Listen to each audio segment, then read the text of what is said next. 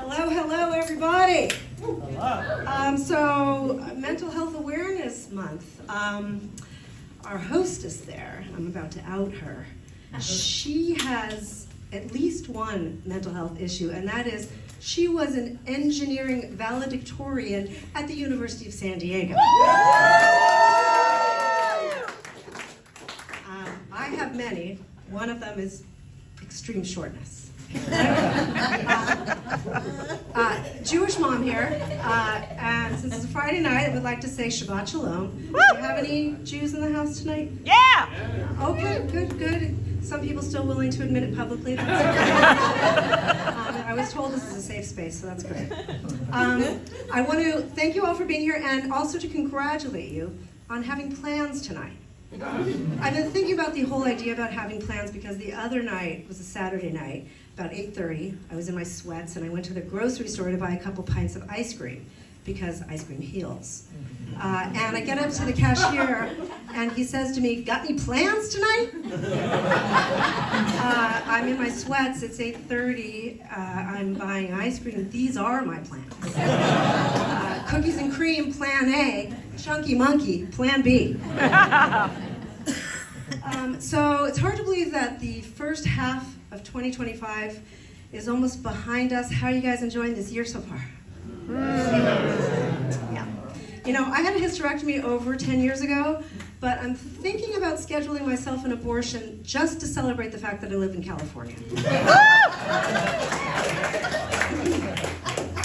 And speaking of abortions, which is always a great way to start a sentence, different groups have different ideas about when life begins. Some people think life begins at conception. Others think life begins when the fetus becomes viable, like at birth. Jews don't think that a fetus becomes viable until it graduates from medical school.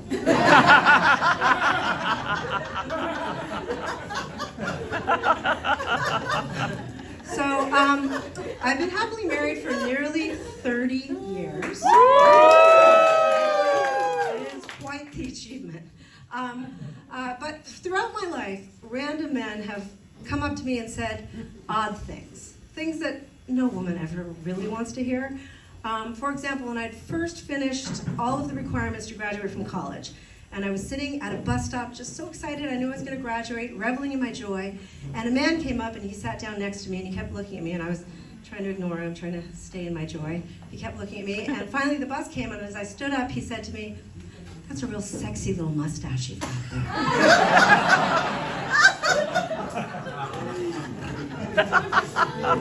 I said, "I'm sorry, what?" He said, "I like a lady with a little mustache." I said, "You need to work on your pickup lines." And I got on the bus. This is one of the many reasons why I love gay men. I was raised by a gay dad, and I have 2 sons, one of whom is gay. I love both of my sons equally, even though one of them is straight. Not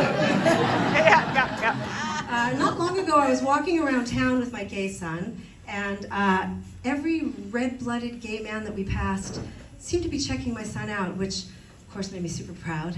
And when we got home, I said to him, "Nathan, did you notice that every gay guy that we passed was checking you out?" He said, "Yeah, do you know why?" I said, "Probably because you're super handsome." He said, "No, it's because I've had minimal trauma, and they can tell."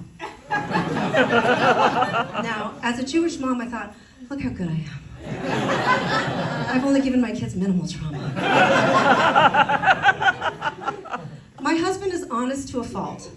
While he was pursuing his PhD, he was teaching a graduate statistics class at San Diego State. And one day I arranged to go meet him after class. And let me tell you, at San Diego State, even the graduate statistics students are hot.